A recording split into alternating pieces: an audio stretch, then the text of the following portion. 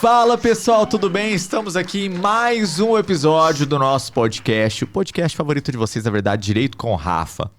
E hoje nós trouxemos aqui uma convidada diferenciada, na verdade. É a segunda vez que a Bianca participa, a Aline vocês já conhecem, está aqui como um arroz de podcast. Sempre, mas a Aline é muito querida e vou deixar que ela se apresente, porque vai que tem outras pessoas aqui que não a conhecem e ainda estamos aqui na nossa live no TikTok. E os assuntos hoje serão os mais variáveis possíveis, mas temos um alvo, temos ali as notícias da semana com tópicos que deram o que falar nas redes sociais. Então sejam muito bem-vindos a esse episódio. Meninas, fiquem à vontade para se apresentarem. Bom, boa noite, né? Depende da hora que o Luan vai colocar esse podcast no ar. Hoje não estamos mais ao vivo, nesse em específico, né? Porque nós temos ali um compromisso à tarde, então estamos gravando um pouco mais cedo. E a Aline entregou para vocês, porque nós íamos falar a boa noite. Então, teoricamente, vai ser postado às 19 horas de hoje, tá? Boa noite, pessoal. É um prazer novamente estar aqui no podcast com o Rafa. Meu nome é Aline. Também sou especialista em Direito de Família e trabalho na equipe ali juntamente com ele. Oi, gente. Meu nome é Bianca. Eu também faço parte da equipe jurídica do Rafael. E tô aqui hoje. Bianca. A Bianca ainda Tá superando a timidez. tá superando timidez aqui nos podcasts, mas já tá bem firme ali nas redes sociais dela, postando conteúdos bem robustos. Então calma que tudo isso daqui é só frequência, tá? E até é importante falar sobre isso, porque eu me lembro, pessoal, se vocês stalkearem meu Facebook, é que eu bloqueei a metade dos meus vídeos ali pra ninguém ver. Mas tem um outro que de vez em quando vaza. Meus primeiros vídeos era eu de regata, fazendo força com o braço, assim, enquanto segurava o celular, o pessoal achar que era forte, né? E falando conteúdos aleatórios. Não era nem de direito, nós falávamos ali na época sobre violência doméstica, falava sobre psicologia, eu gostava muito, então superação de relacionamentos, que eram tópicos importantes. E cá estamos hoje falando sobre exclusivamente direito de família e sucessões. Bom, começando aqui, vamos bater em cima de um assunto que foi bem polêmico essa semana. Indiretamente tem a ver com a nossa área, mas não diretamente, mas que sirva de alerta, inclusive para outras mamães, papais, parentes que fazem isso. Que foi o vídeo do Felca, né, da última vez que nós viemos aqui, até essa quinzena, falando sobre a adultização. Tivemos ali 2 influenciadores presos e uma investigação gigantesca pela Polícia Civil do Estado de São Paulo, também da Paraíba, e vários projetos de lei agora sendo movimentados. Isso não é um assunto de hoje, eu deixo registrado aqui. Há tempos que nós postávamos nas redes sociais sobre a Ilha de Marajó. Inclusive, meu perfil ficou suspenso pelo Instagram por mais de 24 horas porque eu postei o vídeo da Ilha de Marajó. E lá nós não estávamos falando só sobre adultização, estávamos falando sobre prostituição infantil. Sim. E tinha muita gente envolvida de peso naquela situação. Tomara que agora, com essa divulgação, né, esse engajamento que o Felca obteve, que isso seja investigado também, em especial a Ilha de Marajós. Por que a adultização tem a ver com a nossa área? Porque com muita frequência eu percebo nas redes sociais, inclusive eu sempre oriento as minhas clientes, ao que parece o meu ponto de vista, há um impulsionamento de algumas mães, não todas, de algumas influenciadoras, em realmente pegar as crianças e já transformá-las ali em influenciadoras com o mesmo propósito do adulto. Não estou falando de sexualização de crianças, tá? Como no caso o Felca divulgou. Estou falando ali, e quero a opinião de vocês, sobre o fato de pegar crianças de 3, 4 anos e já maquiar e já colocar para gravar conteúdos. Ou seja, na minha concepção, isso acaba cortando um pouco da infância, acaba propiciando ali um amadurecimento precoce dessas crianças que vão ficar vinculadas a telas, vinculadas a redes sociais desde os 3, 4 anos de idade. E você falando isso, eu lembrei de um caso que aconteceu com uma amiga. A filha dela, na época que estourou, né, o TikTok, tinha dancinha, imitava as dancinhas do TikTok. E assim, músicas sensuais. Às vezes a criança não sabe nem o que está sendo, né, discutido ali naquela música, mas faz as dancinhas e já tinha canal. E aconteceu um fato de um cara achar o perfil dessa menina, filha da minha amiga, e mandar foto das partes íntimas dele, através, né, desse engajamento na internet e tudo mais. Então, assim, foi um episódio traumático e eu fico, assim, extremamente sensibilizada. Já tinha pesquisado também sobre a Ilha de Marajó. Acho que também necessita de uma relevância muito maior, né? Mas é um problema, assim, estrutural mesmo, né? Sim, sim. E um detalhe, né? As mães que aqui me acompanham sabem. O Instagram tem essa ferramenta, o Facebook e o YouTube, que é a ferramenta família. O Luan sabe melhor do que eu sobre isso, mas é necessário a monitoração dessas crianças. Então, monitorem os filhos de vocês. Instalem o aplicativo Instagram, se porventura ela for ali menor de idade, mas monitorem através da aba família, tá lá no menu do Instagram. O WhatsApp, clonem o WhatsApp do filho de vocês. Rafael, isso não é crime? Não é invasão de privacidade? Poxa, é seu filho, é sua filha. O mínimo que se espera é que haja essa relação de confiança, mas você, na condição de pai e mãe, tem a obrigação de zelar e proteger os filhos. Então, não tem problema nenhum em vocês clonarem o WhatsApp. Eu, de vez em quando, topo com alguns pais que fazem denúncias em relação às mães que, porventura, clonaram o WhatsApp. Ah, mas está monitorando as conversas que eu tenho com meu filho. Não.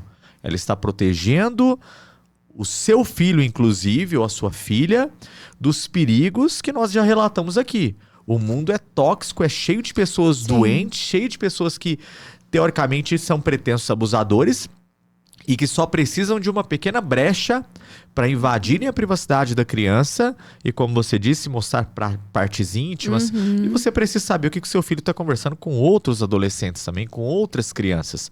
Então não vejo objeção nenhuma que essas conversas sejam monitoradas. Se porventura tiver a conversa do pai lá, óbvio que a mãe vai preservar a intimidade, os assuntos que ali são tratados, e aquele que não deve, não teme. Então, por que o pai está preocupado com o fato da mãe monitorar ou ter acesso às conversas que ele tem com o filho dele?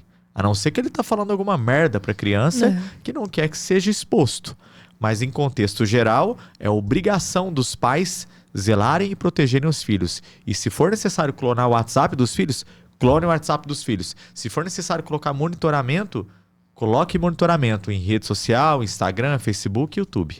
Puxando um gatilho até para a área de família, trazendo exemplos que nós vemos no dia a dia, esses dias mesmo uma mãe colocou AirTag na mochila da criança, da menina, no tênis, o pai achou, tirou a AirTag, escondeu, ou seja, a mãe teve um prejuízo financeiro também, que precisou comprar outra, e falou que na casa dele isso não ia entrar, porque a mãe estava hackeando, né, stalkeando a filha, para onde ele leva ela em passeios e tudo mais. Aí depois a criança some, é sequestrada, aí esse rapaz vai lá denunciar a mãe por omissão ou por negligência e não cuidado.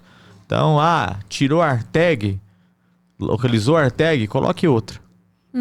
Da mesma forma, muitas mães também têm um pouco de cautela também em relação à idade que vai dar o celular para a criança, né? E eu acho que isso deve ser considerado também, porque uma criança pequena, às vezes, sem querer, vai entrando realmente em rede social. Nós temos, inclusive, uma cliente que o filho estava entrando Sites pornográficos? Em sites pornográficos. Meu Deus. Então, então, a criança pequenininha, 10 anos de idade, assim, o pai só conseguiu ver isso porque ele acessou o histórico realmente, né, do celular da criança, mas ele estava tendo acesso desregrado, ninguém estava vendo isso, né? Então... Celular para criança, né, Bianca? Tem que ser com difícil. monitoramento, tem que ser com bloqueio. Vai acessar só aquele conteúdo que o pai e a mãe quiser. Não é um livro aberto para que ela explore todas as abas, todos os sites. Não existe isso. Para mim, rede social é regrado, internet é regrada. Sim. Tem que ter os links de acesso, os links bloqueados, e tudo isso consegue fazer através de configurações no próprio aparelho. Tenho minhas restrições em relação à idade que a criança vai ter o celular, mas na outra ponta nós sabemos que às vezes até o judiciário impulsiona que de forma precoce a criança tenha acesso ao celular para facilitar a comunicação entre pai e entre a criança. No contexto geral, para nós é bom que o pai fale diretamente com a criança, porque se ela não quiser ir, não tem aquela falsa acusação de alienação parental, que é a mãe está impedindo de ter acesso à criança. Não, você ouviu do seu filho ou da sua filha aí, não quer ir com você. Para mim é muito melhor, porque minha cliente fica protegida indiretamente e eu consigo trabalhar melhor a defesa. Mas sabemos que há o risco de ter o celular precoce. E como que resolve esse impasse na questão processual? Se a mãe não é a favor da criança ter um celular e o pai, na casa dele, oferece o celular e dá acesso livre a YouTube, enfim, esses outros sites são perigosos, e as crianças chegam em casa, contam isso para a mãe, como que ela consegue resguardar isso no processo, que isso está prejudicando a criança? Então, ela vai ter que demonstrar que isso está prejudicando a criança. E de que forma que nós demonstramos isso? É através de, obviamente, o especialista, né? O psicólogo, que vai ter que falar que aquilo é prejudicial para a criança. Porque, querendo ou não, o pai e a mãe têm autonomia para decidir o que cada um fará na sua casa. Para mim, os filhos têm que ser cuidados ali como um bem único, ou seja, em consenso. Mas como nós presenciamos isso diariamente, que não há consenso quando os pais estão em rixa, estão em briga, Sim. Então, obviamente, um vai tentar dar privilégios que o outro não dá na residência. Ou seja, se esse pai dá internet, celular ilimitado para o filho, é por interesse. Ou seja, ele já pleiteia que a criança entenda isso como um benefício e queira ficar com ele. Na minha concepção, quem usa dessas artimanhas, ou seja, é minha opinião, tá? Sim. Talvez doa isso em alguns pais. Mas o pai, ou até mesmo a mãe, que precisa dar privilégios, dar benefícios para a criança ficar com ele e às vezes sentir mais vontade de estar com ele do que com a mãe, é um fraco. Porque não consegue fazer isso por afeto e tenta fazer isso através de bens materiais. Vou dar um exemplo aqui.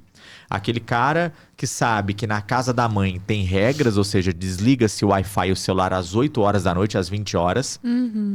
E antes de fazer a lição de casa não tem acesso, por exemplo, a telas. Mas na casa do pai, o Wi-Fi fica ligado 24 horas. Na casa do pai pode ter acesso a telas, a doces, a tudo. 24 horas por dia. Esse cara não consegue angariar o respeito da criança pelo afeto e ele tenta fazer isso de outras formas. Sempre que eu vejo uma situação dessa no processo, eu explico para a mãe, ele não tem outra saída. Essa é a válvula que ela encontrou para talvez conseguir um pouquinho do afeto da criança, que não é um afeto real, é um afeto por interesse. E nos processos de família nós verificamos isso em quase todos os processos. Eu sempre brinco com as nossas clientes, né, que durante o processo a criança vive uma lua de mel com o pai na maioria das vezes, porque o pai permite tudo, absolutamente tudo. Eu vou contar aqui um fato que vocês presenciaram, mas que fique de alerta também. Nós atendemos em determinado momento uma situação que era a criança, 13 anos, queria namorar, a mãe não permitia. O pai permitiu. Inclusive que essa criança ou pré-adolescente levasse o namoradinho para dentro de casa. É um perigo. É um perigo. Mas a mãe não autorizou. Com 13 anos, a criança teve a manifestação de vontade respeitada. Lá no estudo psicossocial falou, eu quero ficar com meu pai. Mas nós sabíamos o porquê que ela queria ficar com o pai. E nem sempre o que o filho quer é o melhor para ele. Mas neste caso, não criamos objeção. Com muita dor no coração, nós orientamos a cliente a deixe ela ir com o pai. Porque das dezenas de crianças, e vocês são testemunhas disso, das dezenas de adolescentes que foram com os pais no meio do processo por conta dessa lua de mel que o pai propicia, nenhuma permaneceu com o pai. Algumas voltaram com uma semana, outras demoraram até quase um ano, mas todos voltaram. E foi a mesma coisa que aconteceu com essa menina. Transferiu a guarda, o pai passou a ter responsabilidade, a mãe falou, pronto, agora é com você. Se ela engravidar, se acontecer qualquer coisa com ela, a responsabilidade é inteira sua, como foi minha até os 13 anos de idade. Resultado, 3 semanas depois que a guarda foi transmitida, o pai proibiu o menino, namoradinho, de ir para a residência e namorar só na presença dele. A menina se revoltou e o que ela fez? Voltou para a casa da mãe. E a mãe não cedeu àquela orientação. Ou seja, ou larga o namoradinho ou vai viver com seu pai com as regras dele. Ela largou e está com a mãe até hoje. Exato. Esse é um medo de muitas mães que procuram um escritório também. A criança com 8, 9 anos de idade começa a ter mais frequência na casa do pai, o pai dá videogame, dá celular e tudo mais. E até foi uma dúvida que chegaram em mim e perguntaram. Aline, se no estudo psicossocial a criança falar, não, eu quero morar com meu pai, se o tribunal, o fórum, eles têm esse cuidado de analisar que a criança só está falando que quer ir por conta desses benefícios. Na verdade, o fórum não tem cuidado nenhum. O judiciário se baseia naquilo que está no acervo processual. O advogado tem que demonstrar que aquele querer ficar com o pai naquele é momento motivado por algum tipo de interesse. Um exemplo, na casa da mãe, ela mora em apartamento, não pode ter bichos. Nós já presenciamos isso. Na casa do pai, era praticamente uma fazendinha. Tinha de pato até mini vaca. E às vezes as crianças enxergam aquilo como um benefício. Eu quero ficar com meu pai porque na casa do meu pai eu posso tal coisa, na casa da minha mãe eu não posso isso. Por isso a importância de preparar uma quesitação boa antes do estudo psicossocial, e eu sempre reforço isso para os colaboradores, e eu falo, olha, prepare a quesitação com base naquele objeto que nós estamos tentando combater. Explique o que é quesitação também, que eles não vão entender. Quesitação, pessoal, antes do estudo psicossocial, o juiz marca lá para que a psicóloga e para que a assistente social, elas entrevistem a criança. O advogado, você, mamãe, junto com o seu advogado, tem a oportunidade de ter acesso a um profissional da sua confiança para preparar algumas perguntas para serem feitas lá para o psicólogo que o juiz nomeou, o perito do processo. E essas perguntas têm que derrubar essa situação que nós estamos enfrentando. Vamos ser mais práticos aqui. A criança quer ir com o pai e nós sabemos que essa criança tem algum benefício lá na casa do pai. Wi-Fi limitado, não escova os dentes, come doce, acesso a jogos, bichos de estimação. E na casa da mãe não tem nada disso. Então, cabe ao advogado, ao assistente técnico, fazer questionamentos clareando isso para o juiz. O que tem na casa do seu pai que não tem na casa da mãe? O que você faz na casa do seu pai quando você chega da escola? Qual é a sua rotina na casa do seu pai? O principal é rotina. Porque nós temos que entender se há uma rotina na casa do pai diferente da rotina da mãe. E se essa rotina ela é baseada ali em algum tipo de privilégios. Tá?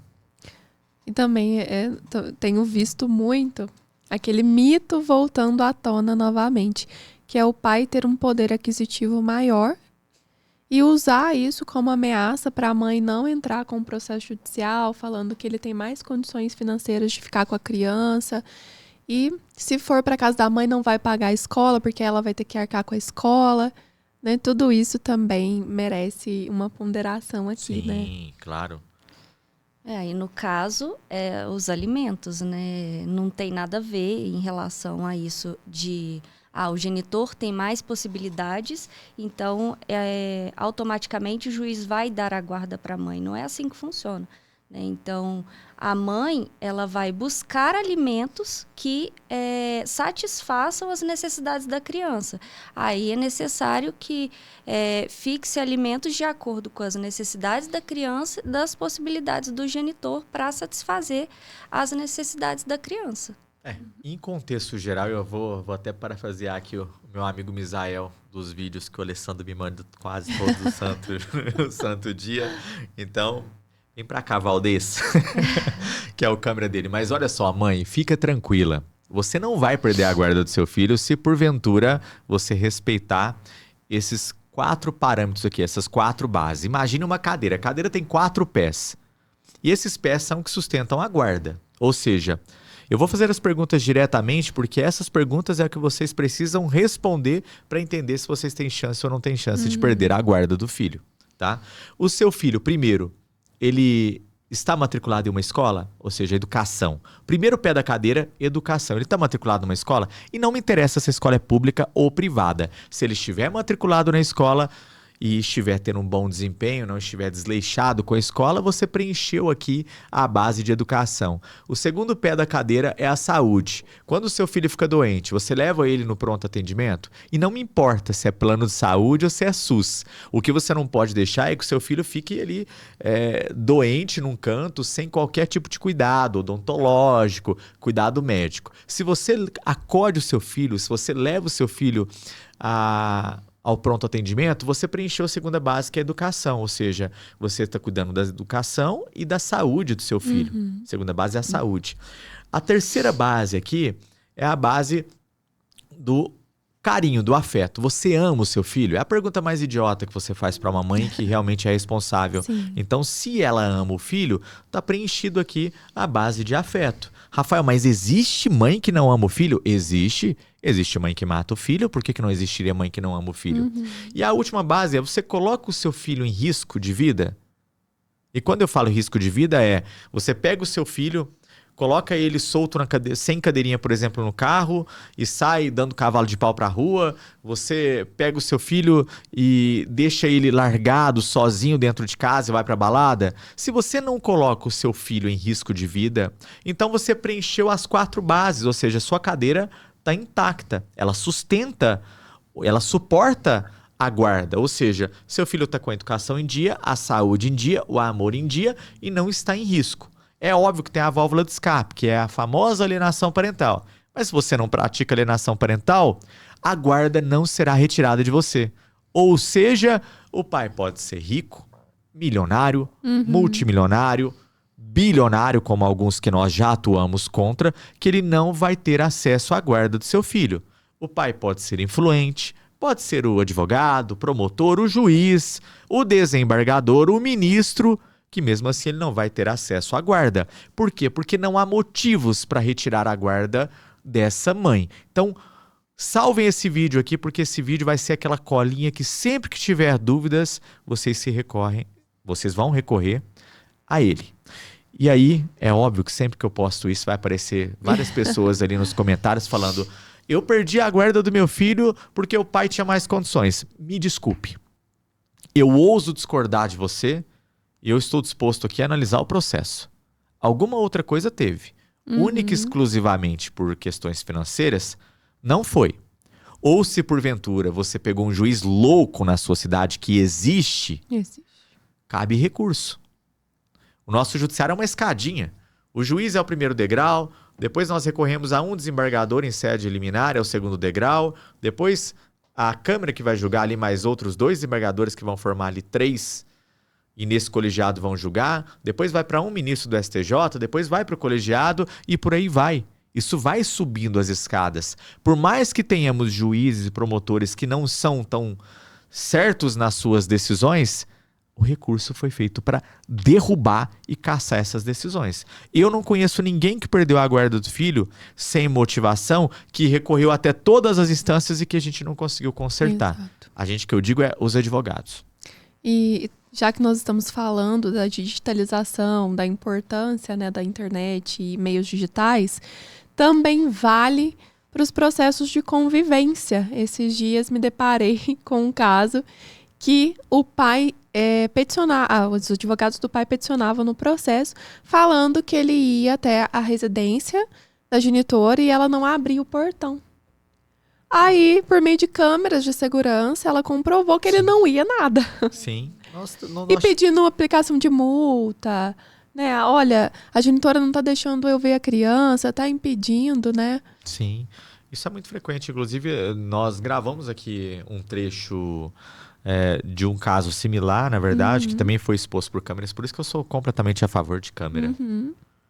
Se o pai vai visitar de forma assistida, na sua casa, você tem que ter uma câmerazinha IP lá no canto. Você não está monitorando o pai. Você, inclusive, está garantindo ali que nada que for dito contra você e não for verdade, prevaleça. E se porventura você também cometer alguma atrocidade com o pai, alguma falta de respeito, ele também se recorre àquela câmera. Então, na minha concepção, quando há visitação em casa e assistida, tem que ter uma câmera de segurança, sim. Quando o filho é entregue na porta da residência, tem que ter uma câmera de segurança na porta da residência. Mães, se vocês não moram em apartamento, se vocês moram em casa e o pai busca na porta da residência e é aquele cara que sempre tumultua, sempre inventa, sempre faz ameaças, compre no Mercado Livre uma câmerazinha IP.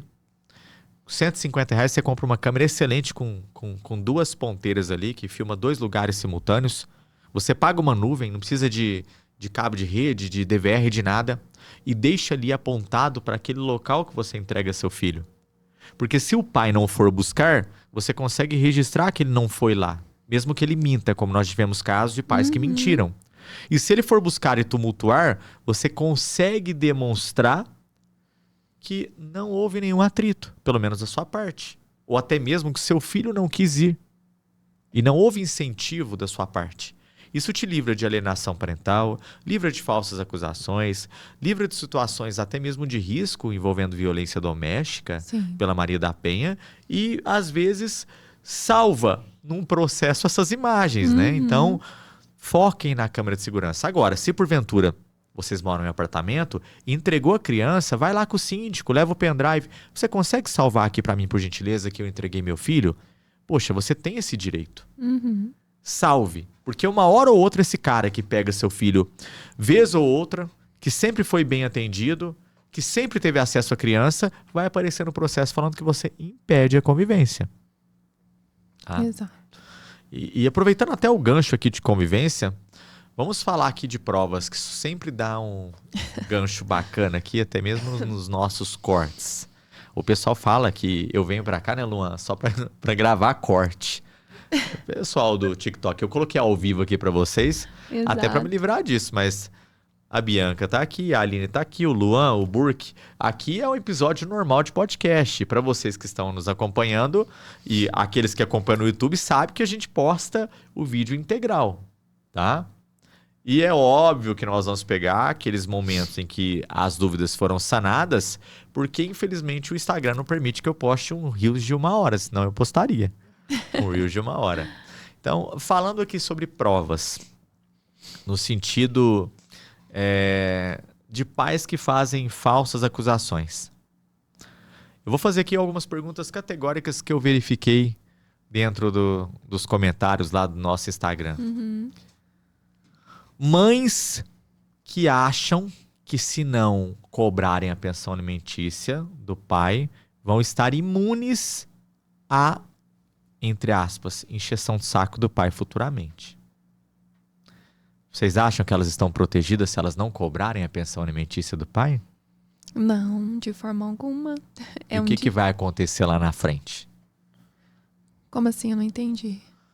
Que risco traria? Suponhamos que a mãe deixou de cobrar a pensão alimentícia 6 anos do pai e o pai não apareceu realmente durante esses 6 anos, já que ele não está pagando pensão alimentícia. E se esse pai aparece com 6 anos e 1 dia e quer visitar o filho? Ele vai ter direito porque ele não pagou pensão alimentícia nos últimos 6 anos? Tem. Infelizmente, ele vai ter direito. É isso que precisamos enfiar na cabecinha das nossas seguidoras que são um pouquinho mais Exato. teimosas ali. Pelo amor de Deus, meninas que nos acompanham aqui. Se porventura vocês acham que não cobrar a pensão alimentícia vai afastar o pai, não achem isso. Porque se a pensão não estiver regularizada, se vocês não estiverem um documento regularizando a pensão, e o pai não aparecer por 10 anos para ver os filhos, e também não pagou pensão por 10 anos, se ele aparecer com 10 anos e um dia, ele vai ter acesso à criança. Rafael, mas aí eu recebo os 10 anos anteriores dele? Não, porque sua pensão não estava fixada. E você não pode cobrar isso judicialmente, ele não vai ser preso. Agora, em outra situação, o juiz foi lá e fixou um salário mínimo de pensão para o pai. O pai parou de pagar e parou de visitar. E você entendeu, poxa, então não vou cobrar esse cara porque ele não está molando. E aí o cara fica 10 anos sem visitar a criança, achando que por 10 anos aquele valor que ele devia, ele já não deve mais. Aí sim, se ele começar a atormentar e querer prejudicar essa criança, você pode cobrar 10 anos de pensão dele. A pensão não prescreve até os 18 anos. Se o pai ficou devendo lá no primeiro ano da criança 1 mês de pensão, quando o menino já estiver com 17 anos e 11 meses, você pode cobrar aquele 1 mês lá do primeiro ano, de 17 anos atrás. Aquela prescrição do ENAL, que está lá na Lei de Alimentos, ela não se sobrepõe à Constituição, que fala que os menores são absolutamente incapazes. E olha que o que eu vejo de advogados pedindo prescrição do ENAL, com base na Lei de Alimentos, em processos, é fora do comum. Gente menor de idade, absolutamente incapaz. Lembra, não paga custa processual. Até o juiz pode executar. Tem juiz que também esquece, ou na verdade não esquece, né? Faz de propósito ali para dar um trabalhinho pro advogado. Mas a gente caça a decisão deles, não tem problema não. E detalhe, não é porque o adolescente fez 18 anos que o pai simplesmente pode, no dia seguinte que o menino fez 18 anos, falar, agora eu tô livre, não vou pagar mais. Mentira, né? Tem que entrar com um processo de exoneração de alimentos. Sim. 3 dúvidas básicas que nós conseguimos tirar em menos de 1 minuto. Filho fez 18 anos, a pensão está fixada, o pai pode parar de pagar? Não pode parar de pagar. Se ele parar de pagar sem ordem judicial, ele vai para a cadeia como qualquer outro pai. A pensão, teoricamente, vai até os 24 anos ou até quando o filho estiver estudando a sua graduação ou curso técnico. Se ela já estiver fixada, o pai só consegue cortar através de ordem judicial. Segunda dúvida, é preciso esperar 3 meses para executar o pai? Não. No primeiro dia de atraso, você já pode entrar com a execução de alimentos. Quem fala que tem que esperar os 3 meses é porque talvez não tenha estudado a legislação corretamente ou não saiba um pouquinho de direito de família. Porque lá na lei fala que até 3 meses para o rito de prisão, ou seja, de 1 dia até 3 meses. Passou de 3 meses, vai para o rito ali de expropriação ou penhora. Terceira dúvida comum também. Eu preciso prestar informações para o pai, mandar fotos da criança, mandar ali a rotina da criança todos os dias e eu tenho guarda compartilhada? Não, você não é secretário do pai. Se ele quiser ter informações de escola, ele tem que ir na reunião escolar, ele tem que participar da reunião escolar. Se ele quiser ter informações de saúde, ele tem que ir na consulta médica, salvo aquelas situações na qual a criança ficou doente ali sem qualquer pré-informação, ou seja, uma emergência, ou se estiver estipulado no contrato, na sentença ou na decisão judicial. Vamos avançar mais 2 mitos aí. Eu tenho guarda compartilhada.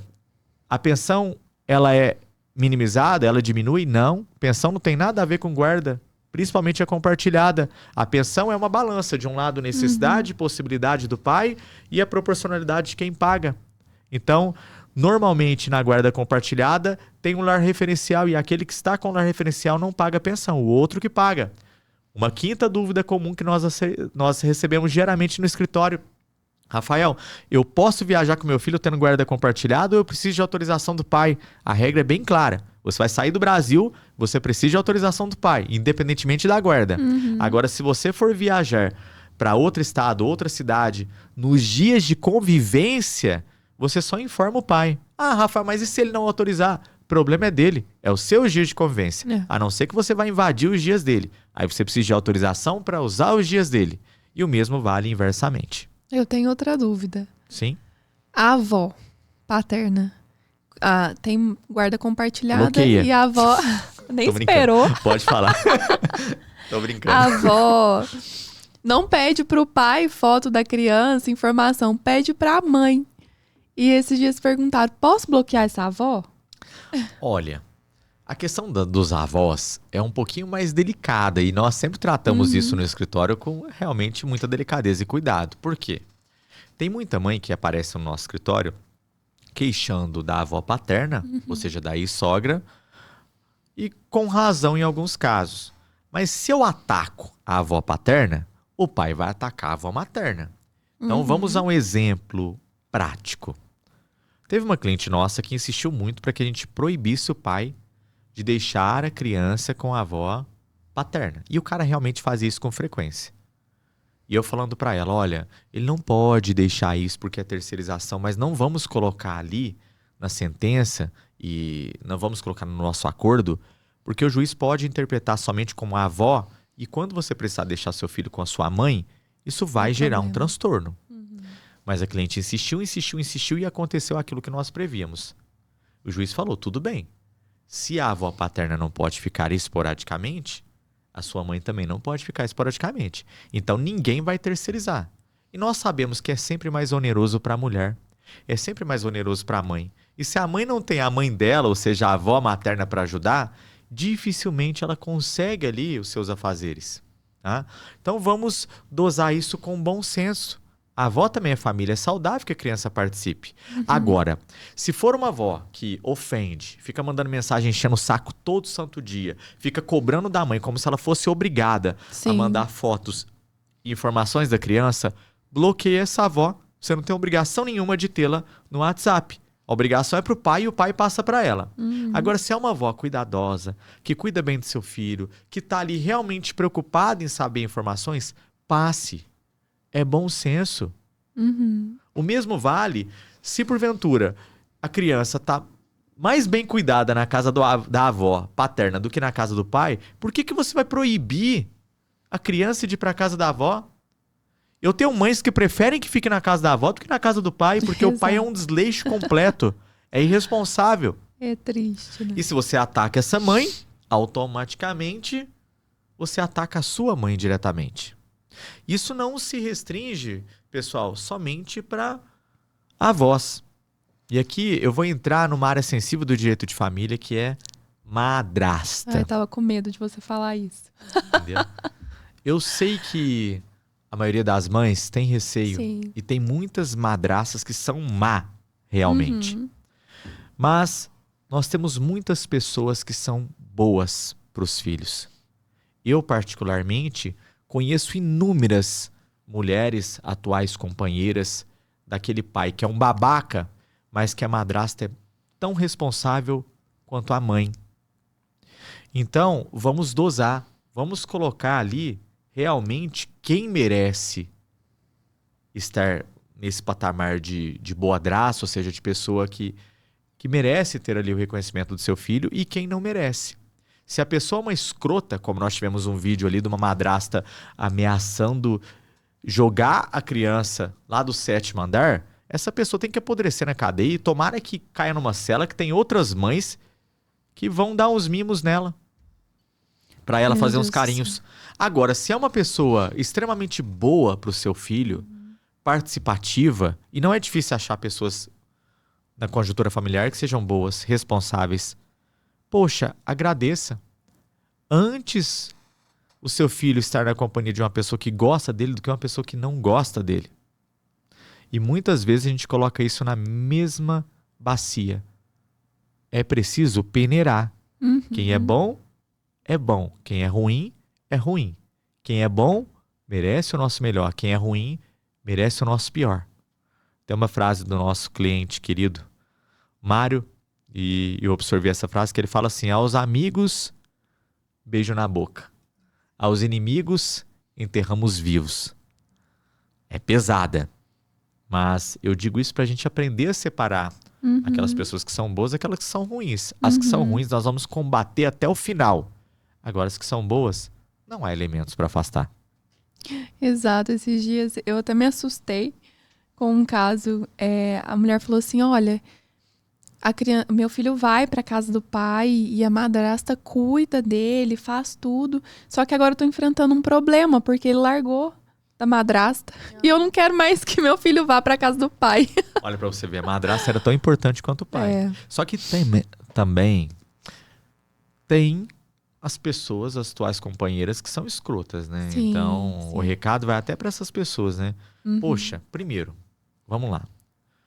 Você se relacionou, você que me assiste, você mulher, se relacionou com um cara que é um péssimo pai. Sim. Foi um péssimo marido. E você sabia disso. Então, automaticamente, ele não será um excelente novo companheiro para você, porque ele não vai mudar. Você não vai ser a exceção. Você não vai salvar aquele péssimo pai. Não adianta ter filho com ele, porque ele não vai ser um excelente pai para o seu filho, sendo um péssimo pai para o outro filho. Pai é pai. Ou é bom pai, ou é um péssimo pai. Então não cuspa pro alto, porque cai na testa. E eu vejo diariamente. Tem uma pessoa específica aqui na rede social, e ela sabe disso, não vou mencionar, obviamente, para preservar aqui o sigilo, que ela me criticou por anos aqui na rede social.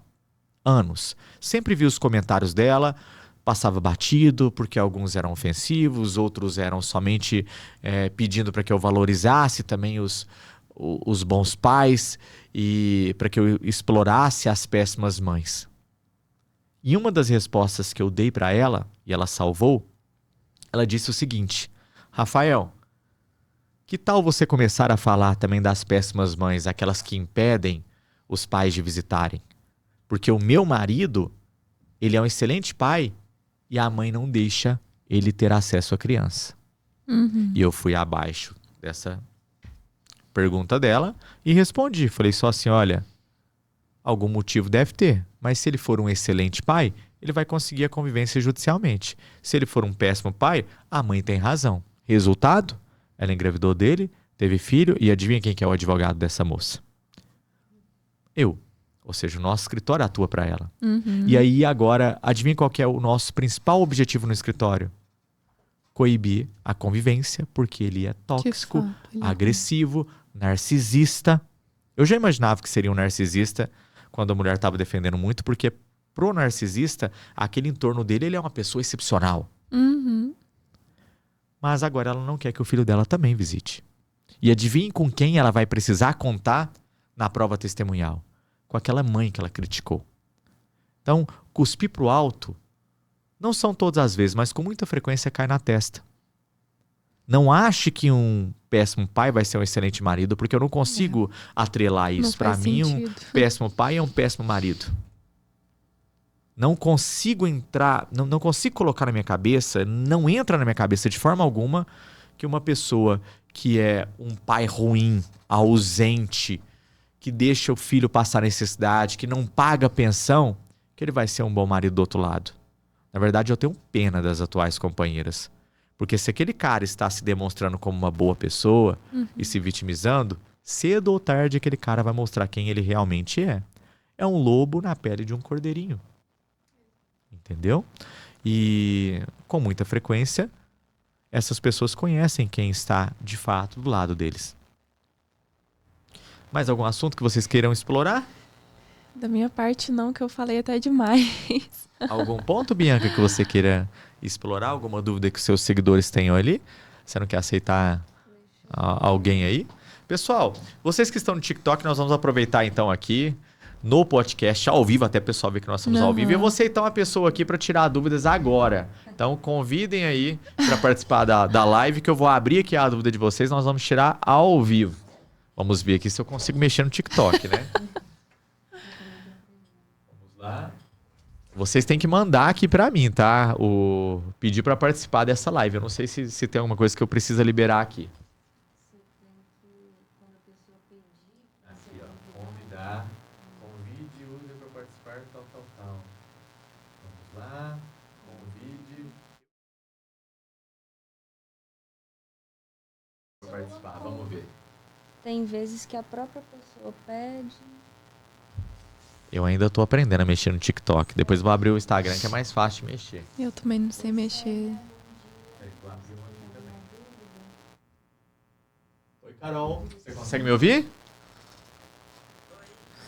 Você tem alguma dúvida?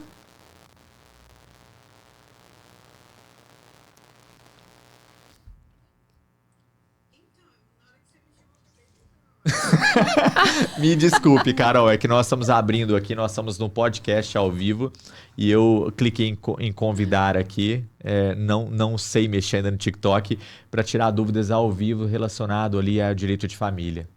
Tem alguma ou você está tranquila hoje, não está passando por problema nenhum com esse companheiro, com o pai da criança? Tá 100% do lado aí?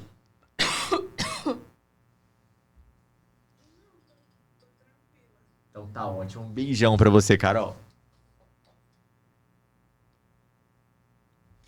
Pessoal, eu ainda não sei mexer no TikTok, então eu prometo que da próxima vez eu vou aceitar vocês aqui nos convites, tá bom? Então fiquem com Deus e vamos aqui, o pessoal do TikTok ainda aguarda aí. Bom, então estamos aqui encerrando mais um episódio do podcast Direito com Rafa. Foi um prazer enorme estar com vocês aqui e temos uma novidade aí para a próxima quinzena, né, Luan? Ainda em off. Mas essa semana nós vamos jogar nas redes sociais. Vocês não podem perder o próximo episódio de podcast do dia 3 de setembro. Vai ser um episódio épico aqui no Direito com Rafa, porque nós estamos trazendo uma pessoa que eu aguardava há muito tempo. E está em segredo ainda. Espera que vai sair nos jornais, vai sair nas revistas, nas publicações. E é isso. Fiquem com Deus. Foi um prazer enorme estar com vocês aqui. Beijão. Até a próxima. Tchau, tchau, pessoal. Tchau, gente.